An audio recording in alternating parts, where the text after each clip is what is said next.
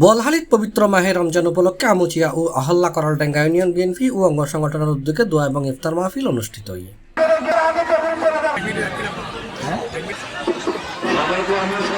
March 9 তারিখ রবিবার উপজেলার কালাইরহাট এলাকাত আমুচিয়া ইউনিয়ন বিএনপির সভাপতি আবু সিদ্দিকুর সভাপতিত্বে এটা প্রধান অতিথি আছেন উপজেলা বিএনপির আহ্বায়ক হাজী ইসহাক চৌধুরী।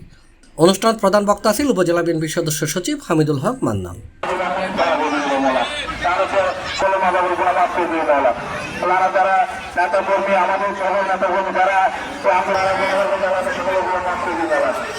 হরলডাঙ্গা ইউনিয়ন বিএনপি সাধারণ সম্পাদক মোহাম্মদ আবুল বশর চৌধুরীর সঞ্চালনায় অনুষ্ঠানত বিশেষ অতিথি আছেন ইঞ্জিনিয়ার ইকবাল হোসেন, ওয়াহিদুল আলম, শাহ আলম, আক্কাস মেম্বার, তারেক হোসেন, পিয়ার মোহাম্মদ, কফিলউদ্দিন, সুলাইমান তালুকদার, ইউসুফ আলী, যুবদল নেতা গোলাম হোসেন নান্নু, মহিদুল আলম জিকু, ছাত্রদল নেতা আরেফিন রিয়াদ, এনামুল হক সজীব, জুবাইর রহমান, কামাল হোসেন রকি, জোনায়েদ, তাহরিম, নাজাম ইরফান, ফরহাদ আকিব, বুরহান সহ আরো অনেকেই।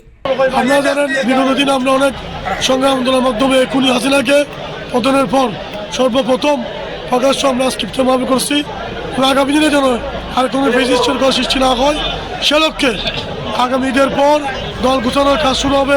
আমরা আজকে দীর্ঘদিন 17 বছর পরে এইরকম উন্মুক্তভাবে ইফতার মাহফিলের আয়োজন করতে পেরেছি।